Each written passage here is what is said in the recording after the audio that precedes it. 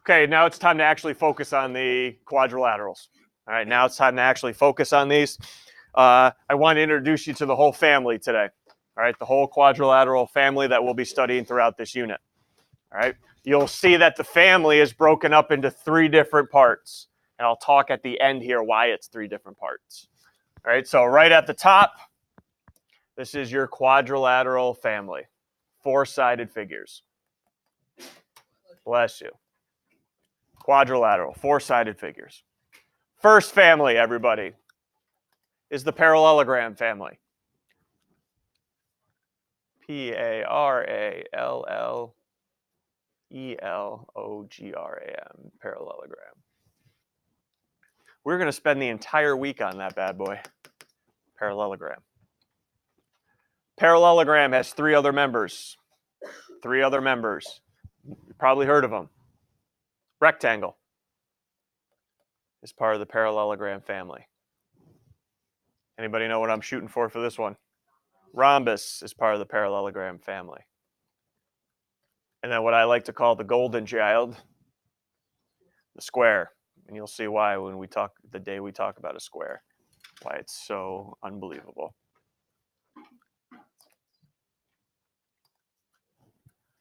And then there's a second family. Anybody know what this family is? Trapezoids, yep. Trapezoid family. And what's the other member of the trapezoid family? The isosceles trapezoid. We'll get to those 2.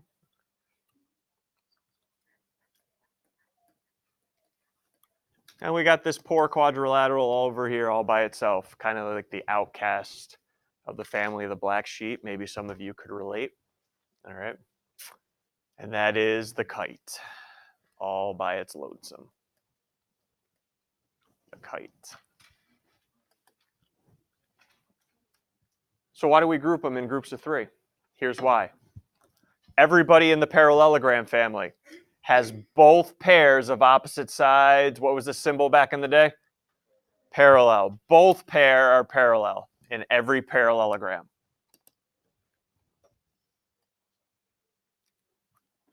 And we're going to do this again. Okay, both pair are parallel. In a trapezoid, though, why are they separated from the parallelogram? What's up, Caleb? What do you think? Only one pair parallel, not both pair in the trapezoids. The trapezoids only have 1 pair. And then finally, why do we put the old kite over here by itself? No parallel sides. Okay, so that's why we group them the way we do. All right, 2 both pair parallel, 1 pair no pair. All right. Again, today, tomorrow, Thursday, leading up to your quiz Friday, we're only going to talk about the parallelogram. A lot going on. A lot going on. All right, so let's talk here. Let's get right into it. First thing, abbreviation we're going to use from now on, because does anybody want to write out the word parallelogram every time we need it? Me neither. I don't even want to do that. So the abbreviation we're going to do for parallelogram from now on, everyone ready? Most important thing, I can't even write it myself.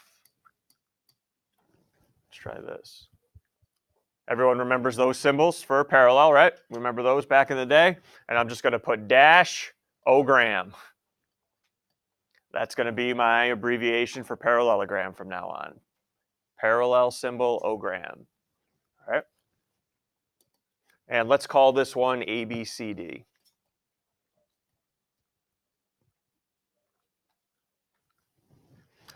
Now, you have to worry about how you label it. Because if you remember with a triangle, how many vertices on a triangle? 3. So if I said triangle ABC, you could throw A, B, C anywhere you want. It wouldn't have mattered. But now you got 4 vertices, and it does matter. Here's how you label any quadrilateral. You can put A anywhere you want. Go ahead, put A anywhere you want. Any vertice, A. Doesn't matter where you start. But now, when you put B, you have to go clockwise or counterclockwise. You can never jump diagonally. It screws everything up. All right, so A, B, C, D, or A, B, C, D. All right, clockwise or counterclockwise. Please never jump diagonally. It will throw off the sides and everything else. So there's the first thing we needed to cover, is how to label a parallelogram.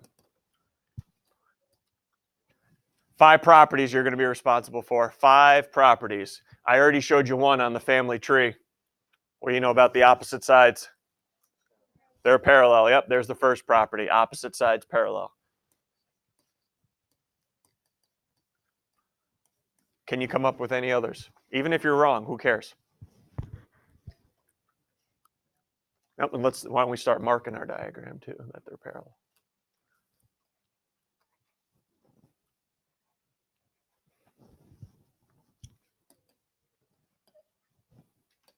Any others you think of? Hi, Emma. Not only are they parallel, but they're also congruent. Nice job.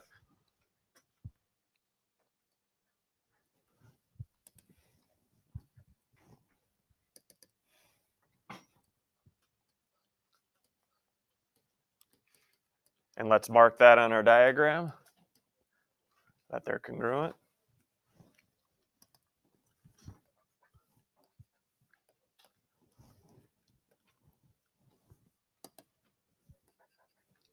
Anything else you guys want to add in? Oh, hi, Emma. Nice job. Opposite angles congruent. Yes, indeed.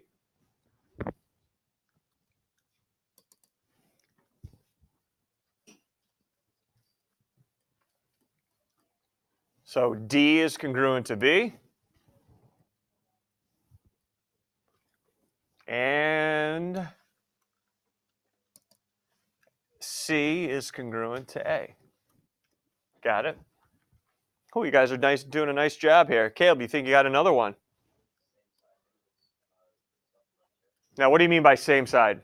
Give me an example. Okay, so he's saying A and D add up to 180. D and C add up to 180. Yes, we're not going to call them same. We're going to call them, ready? Consecutive angles. All right, consecutive angles are supplementary. Nice job, guys, getting all 4 here.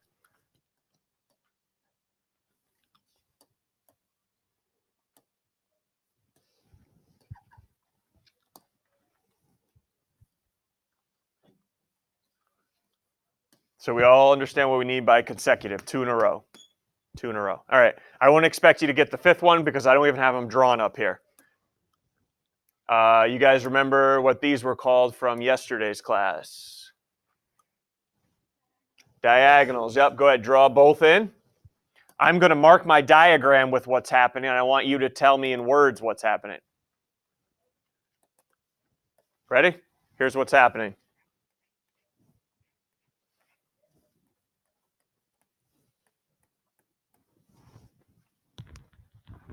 What did I just show in symbols up there? Hi, Dylan.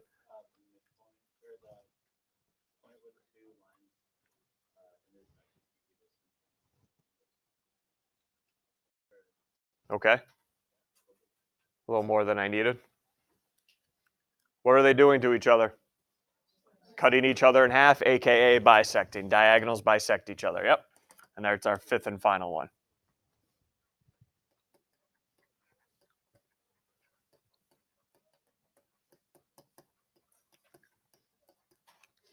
Okay. Diagonals bisect each other. So there are your 5 properties of a parallelogram we're going to use algebraically now. Anything you want to ask about it? Questions, comments, concerns? All right, let's go. Some of these are going to seem pretty easy. I know. I just want you to be able to get the theorem down. Be ready to get called on here. All right, first parallelogram. I got this part of the diagonal is 10. This part is 2x minus 4. What can I do with the 2? Let's do it here. 20. What can I do with those 2? Set them equal to each other. 2x minus 4 equals 10. When you're ready, 20, let me know what you end up with, the value of x. X equals 7. Now I got theorem used. What theorem was just applied? What property was just applied to set these 2 equal to each other? 21. What property said we could set them equal?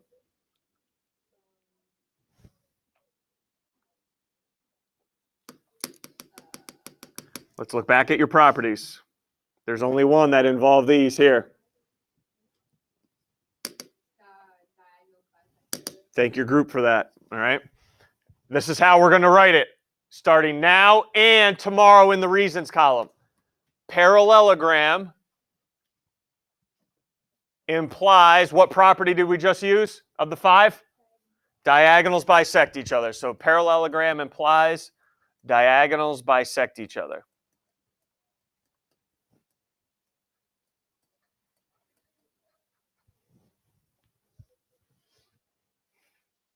All good there, because just get in this habit, because we're going to write in the reasons column tomorrow. All right, 2, what's the value of x? Use your properties. Properties, look back if you need to. Properties.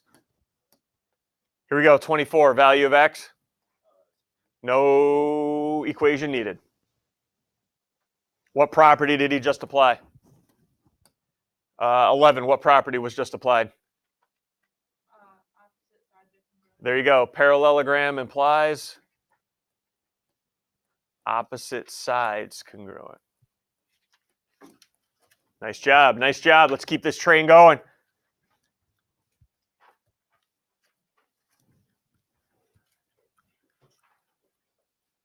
For 3, what can I do with these 2 here? I know it's going to become a little repetitive, but just want to make sure we get the theorems down. 20, what can I do with those 2? Set them equal. When you're ready, 20, solve that equation for me.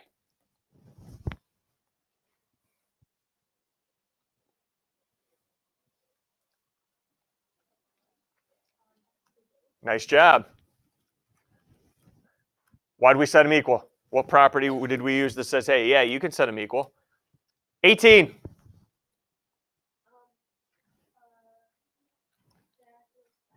There you go. Parallelogram implies diagonals bisect each other.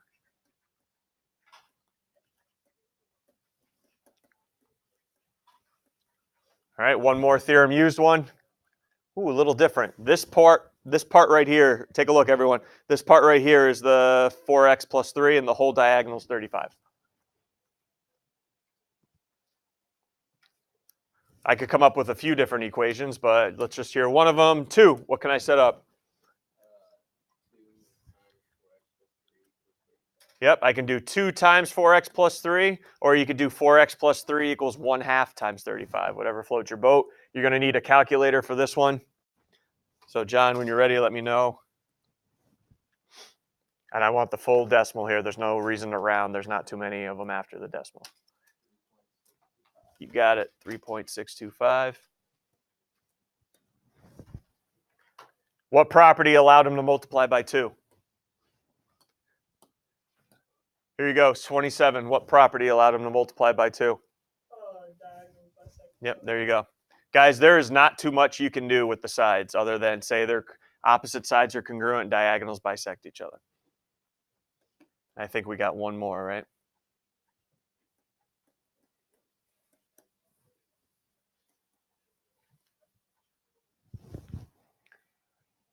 At least we don't have to write the theorem anymore. It's a good sign. Okay. TR 14, ME 31. What's the length of TI? Diagonal TI.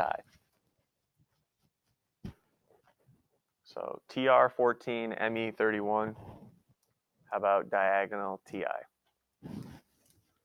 I'm messing with some of you. I'm messing with you. Number 2, any thoughts? How'd you get that? Yep. Everyone's all, why did he give me 31? How's the 31 get involved? It doesn't. Other than to mess with you, which I think it did. Come on. All right, everyone good? Double it. All right, are we done with the sides? We're all good there? Sides and diagonals. Let's go to the angles. Yeah, angle time. Go back, keep flipping back to your properties. There's 2 facts about an angle. Opposite angles are congruent. Consecutive angles are supplementary. I don't care which angle you give me. Your choice, whoever I get the call on here first. 3, 2, or 1. 15, your choice. 40, yep. How'd you know that? Consecutive angles. Nice job. Way to apply the property. Next up, 8. We don't have an 8 today. How about a 1? What'd you use, Maddie? Opposite angles are congruent. Yep, and then angle 1.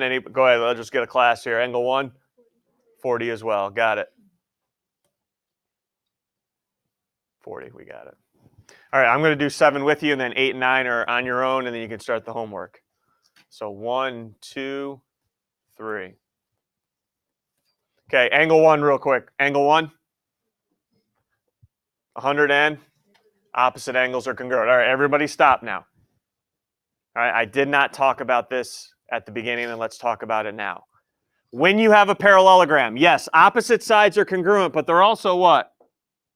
Look back if you need to. Opposite sides are what? Not just congruent, but parallel. When you have a parallelogram with at least one diagonal drawn in, does anybody remember the types of angles we went over in our parallel line unit? Now, what do you got?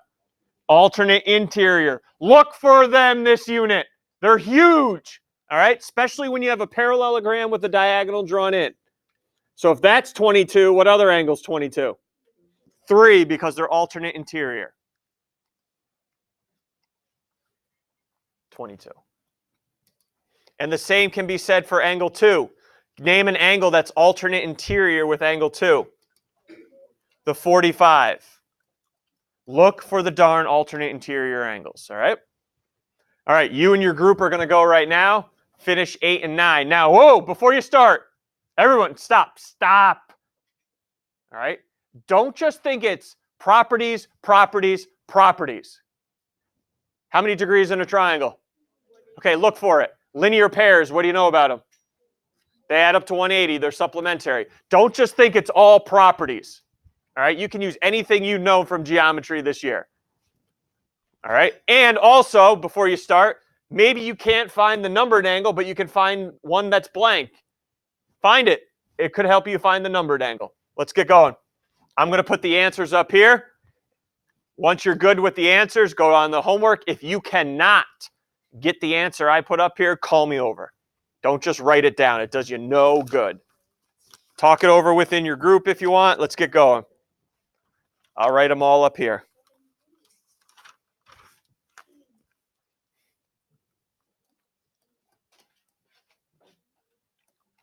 Vertical angles congruent, 180 degrees in a triangle. Alternate interior angles are congruent.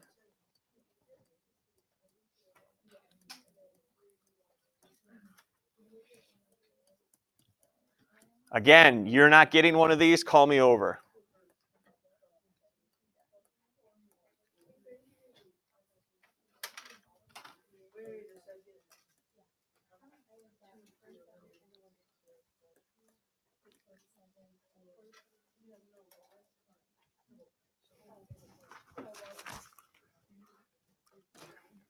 Find an angle that's not numbered. It could help you out.